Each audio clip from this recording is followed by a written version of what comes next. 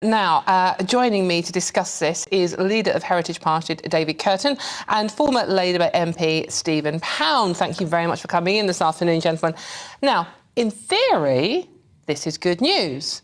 The decrease was announced in November, as we just heard. 27 million employers and 2 million self-employed people, which is important, will benefit. Or will they? I'm going to come to you first on this one, David. It sounds amazing, doesn't it? Sounds brilliant. 2%. Which is why I'm sceptical. In national insurance. Who couldn't be happy with that? Well, everybody.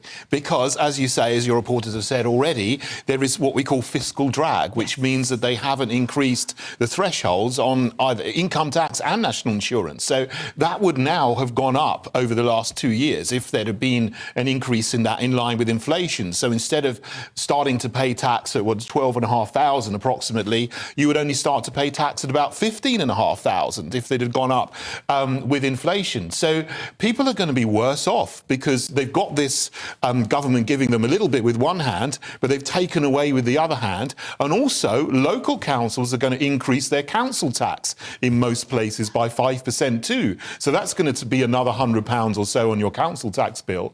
And inflation has gone up by way more. Inflation has gone up by about 25% over the last 3 years or so with all the money the government has been borrowing and spending on COVID, on the Ukraine war, on subsidising unreliable energy, which I think is ridiculous. So actually, this sounds really good, and I think some people may be confused by this, but people who are intelligent are going to look into this and saying, well, they're giving us £500 back, but they're taking away a lot more, and it's really just sleight of hand before an election. David, I'm not even that intelligent, and even I'm thinking, hold on a minute, this doesn't feel right to me. As you say, on paper, it sounds marvellous, but when you actually, drill down it, even not that much, to be honest with you, do they think, this is my simple question, do they think we're stupid? Do they think, oh my God, I'm richer? I don't know. We used to call these policies glass hammer policies in Parliament. OK. It looks great until you try to use it. Yes. Yeah, and there's a lot of that now. Look, here's a couple of problems. Catherine did a very, very good analysis, but there's two particular problems about this. Firstly, this was announced in November to come in today. Now, that means you have to recalibrate your whole of your payroll if you're an employer, because Good point. So most people took Christmas off.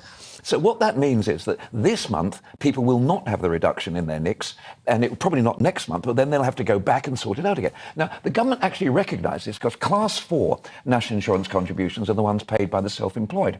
They are not coming into force until April. Now, admittedly, it's a different level. Class 4 NICs are 9% and they're going down to 8%. But the government have actually recognised that you cannot recalibrate your whole payroll overnight, in effect. So that's the first problem. The second problem is, as David, and I hate to agree with him, but yeah, you're allowed to on this. I think you're allowed to. Agree with yeah. As he was talking, I was thinking of the junior doctors outside St Thomas's Hospital, every one of whom, if they get their 35% pay rise, will be paying more tax. Because it's not because of the lack of uprating. Tube train drivers, I weep for the tube train drivers. Oh, yeah, they're on quite a bit, aren't they? Yeah, but the point is, a lot of people will be dragged into tax who weren't at the present. Yeah. So Liz Truss, of blessed memory, actually abolished the 45p tax rate. And that is a much more honest, a much more conservative thing to do. I think it's politically disastrous. And finally, if the country is bankrupt, we can't afford to actually basically pay the debts we owe. And half of our GDP is in debt now, is actually going in debt repayment. Is this really the time to be handing out sweeteners which actually will benefit principally people on over £50,000 a year at the moment?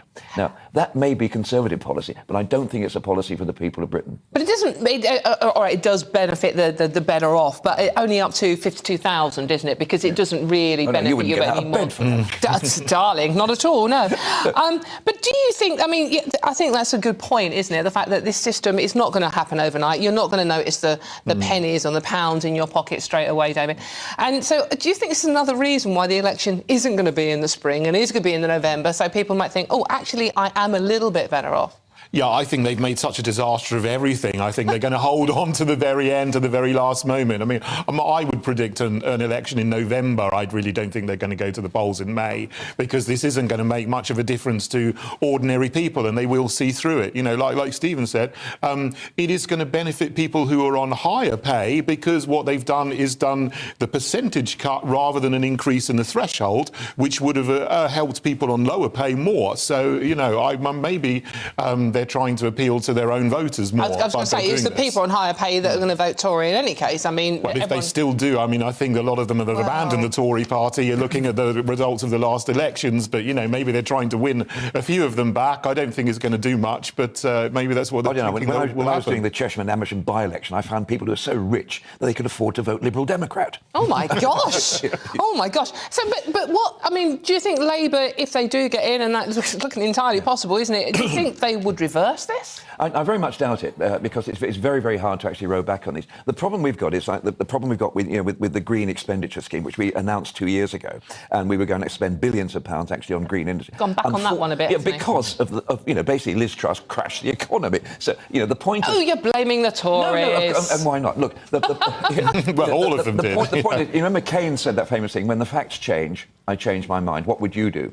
And in reality, is we do not know what the economy is going to be like this summer. No. What we do know is that when the election is called, we will know what the economy is then, and Labour will spell out its plans, and I hope that they will be a lot more sensible, a lot more rational, and a lot more in the interest of all the British people than this nonsense. I'm sorry, I have to say I very much doubt that, because whenever Labour get in, they spend more, they borrow more, and they tax more. But the difference we have now is the Tories are doing exactly the same. Yeah. They spend more, borrow more, and tax more. So there's really no difference between Tory and Labour at the moment in terms of their fiscal policy and their disaster. So, David, you don't even think this will really win over Tory voters? No, not at all. I think we need a party that will actually genuinely cut taxes, but we need to cut spending more than we cut tax and borrowing. So, you know, or some of the things that we said before, spending billions on war in Ukraine, we shouldn't be doing that. Spending billions on subsidising unreliable energy sources, we shouldn't be doing that. Spending millions or billions on migrant hotels, foreign aid, diversity officers, quangos, all of those things we can just slash. That will save billions of pounds a year from the budget. One quick thing. In 1999, I remember the meeting with Tony Blair, and he said, "Do you realise we're still paying off the debts we owe under the Marshall Plan from the Second World War? I'm going to stop this." And he insisted on paying off those debts because he said a country which has a debt overhang can never have freedom to manoeuvre and can never have freedom for movement. We have now got a higher level of debt than any time since the Napoleonic Wars. I think that's a disaster. But didn't the last Labour government leave us with debt? No. No? Well, no, sorry, no, in percentage terms, no more than we had. Right, OK. Didn't Liam Byrne leave a notice and saying, sorry, there's no money left? Can I just say that about that? Every single Chancellor of the Exchequer since Reginald Maudling has left a joke note for their successor.